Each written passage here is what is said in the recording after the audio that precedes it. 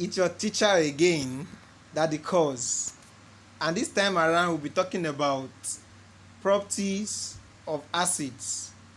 We're talking about physical properties of an acid first before we move on to the chemical properties in the next video. So what do we mean by physical properties? There are properties that can be determined without much of chemical reactions, like the color, like solubility, odor, and a lot of things that have to do with sense organs and doesn't really have to do much with chemical reaction. That doesn't have to do with changing the chemical structure of the substance. You call them physical properties. And today we're talking about the physical properties of an acid. What are the properties that an acid would have for us to be sure that this is an acid? Number one, acids usually have sour taste. They taste sour. They have sour tastes.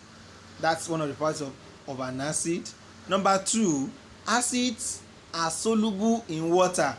They dissolve very well in water. They dissolve in water, so they are soluble in water, as you can see in the diagram below, in the picture below. Number three, acids, as you can see under here, they are very corrosive in the concentrated form.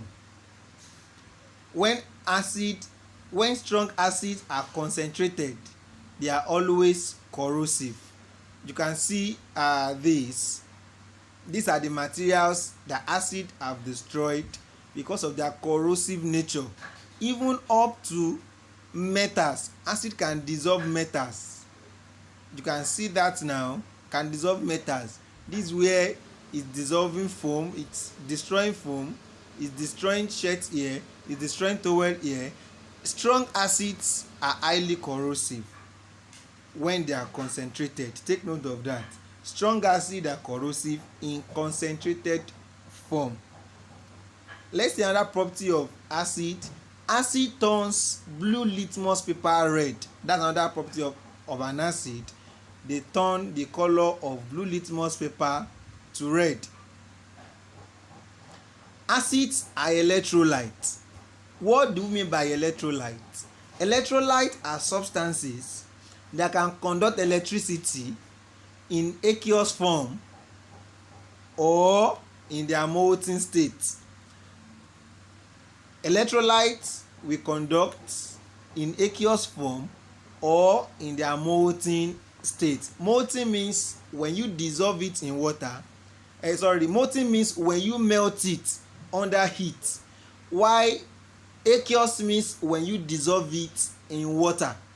So in both cases, electrolytes will conduct, but they never conduct in solid state.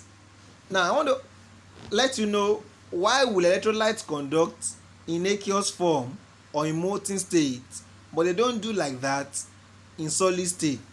Now electrolytes are substances that are made up of ions. They are ionic compounds. Like acids now, they are made up of ion. Hydrogen ion, as you can see, are present when acid dissolves in water. So in the solid state, these ions cannot move. They are not mobile because of the strong ionic force holding them together. But when you dissolve them in water, water will break the ions apart and the ion begin to move. Or when you melt them with heat, the heat also has ability of breaking the ions apart and make them move. It is when ions move that electrolytes conduct. So it is the movement of ions that is responsible for making electrolytes to conduct electricity. That's why you define electrolytes as substances which conduct electricity in aqueous form or in molten state, but don't do that in solid form. Take note of that. So acid is an electrolyte because when you dissolve it in water, it produces ions. All of us know, according to Arrhenius theory, that acid will form hydrogen ion as the only positive ion when dissolved in water. So acids are electrolyte because they produce ion when they are dissolved in water, and electrolytes are substances that will conduct electricity when they dissolve in water or when they are melted.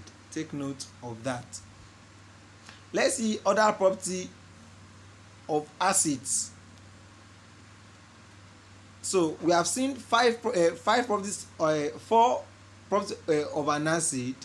We've seen that they are sour taste, they are soluble in water, they change the color of litmus paper from blue to red, and they are electrolytes. And also the fact that they are corrosive. Strong acid are corrosive in their concentrated form. So let's see some confidence building question, and we are going to look at the chemical property of an acid in our next video. Number 1, exercise 1, state 3 physical properties of an acid that you know. You must know at least 3 physical properties of an acid. Let's see number 2. Number 2 is, what is an electrolyte? What do you understand by electrolyte? That's our exercise number 2. Number 3, why is an acid electrolyte? Why do you call acid an electrolyte? God bless you.